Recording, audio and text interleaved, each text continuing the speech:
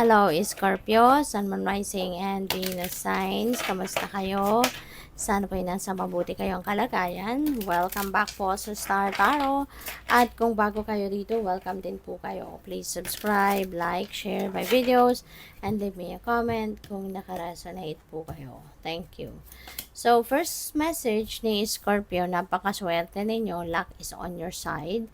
Ang swerte ay nandyan sa tabi mo. You know, you are going to be wrapped in luck. Diba? Maraming magagandang bagay ang maraming magagandang bagay ang mangyayari sa buhay mo. There are good news, magagandang balita paparating. So this could be swerte in anything, 'di ba? Magiging swerte ka sa paghahanap buhay, magiging maswerte ka siguro sa pera, magiging magaan ang pagpasok ng pera. Maaaring this is swerte din, no, sa love life, no, sa paghahanap ng trabaho, negosyo, 'di ba? This could be swerte in anything. Okay? Babaling na sa iyo yung swerte sa ngayon. Kaya take advantage of that. Okay? So, what else? We have blocks and obstacles. Maaring ito yung pinagdaanan ninyo dati. Maaring this is you before. Diba? Na marami kayong mga obstacles din na nalagpasan. No? Marami din kayong mga blockages na nalagpasan. At ngayon, siswertehin na kayo. Diba? Kasi hindi kayo nag-give up, hindi kayo sumuko, hindi kayo umurong sa pagharap sa hamon ng buhay, 'di ba? Naging optimistic kayo, naging positive kayo. Kaya ito na, lalapit na sa inyo ang swerte. So, we have clarity. There is a change of perspective dito.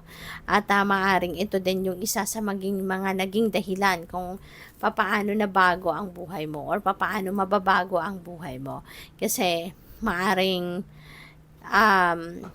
nagkaroon kayo ng clarity, 'di ba? Nagkaroon ng linaw ang inyong isipan, nagkaroon ng malinaw na direksyon ang buhay ninyo. Nagkaroon kayo ng mas maganda at malinaw na diskarte sa buhay, kumbaga. Kaya with the change of perspective, you know, nalagpasan ninyo yung mga problema, nalagpasan ninyo yung mga obstacles na pinagdaanan ninyo, no? So, what else?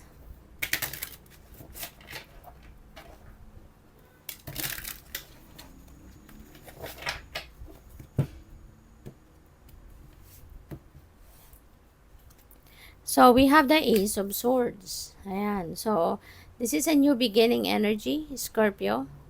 Meron tayong clarity dito, and this also represents clarity, new inspiration, diba? Meron din kayo rito enlightenment, kaya mapagtatagumpayan ninyo, no, yung mga problema. At ito din, ano, yung mga blockages and obstacles na maaaring pinagdaanan ninyo, no, na nalagpasan ninyo yan dahil dito sa clarity, dahil dito sa mga bagong inspiration, bagong impormasyon na dumating sa inyo, kaya nagkaroon ng linaw ang lahat, no? So, we also have the Seven of Cups. Ayan, Seven of Cups is multiple opportunities, no? Marami, isa na ito sa swerte, diba? Ito na, isa na to sa dala na swerte sa inyo ng energy na yan. Maraming balita ang dadating regarding opportunities, no? Maaring meron ditong iba't ibang klaseng offers na dadating sa inyo. So, importante pag-isipan mabuti. Okay? Pag-isipan para mapili ninyo ng mabuti, ng maayos, kung alin talaga dito yung para sa'yo. Okay? Kasi pwede rin kasi na pwede rin kasi na alam niyo, binibigyan kayo ngayon ng universe ng liberty to choose. Binibigyan kayo ng universe ng pagkakataon para mamili kayo ng kung ano yung best para sa'yo. Okay? Yung ganon. So, kaya wag lang kayong mag-rely sa kung ano lang nakikita ninyo sa surface. Kasi pwede rin na Ang iba kasi, 'di ba, very attractive kung papaano nila mina-market yung opportunity, very attractive pero that's all about it.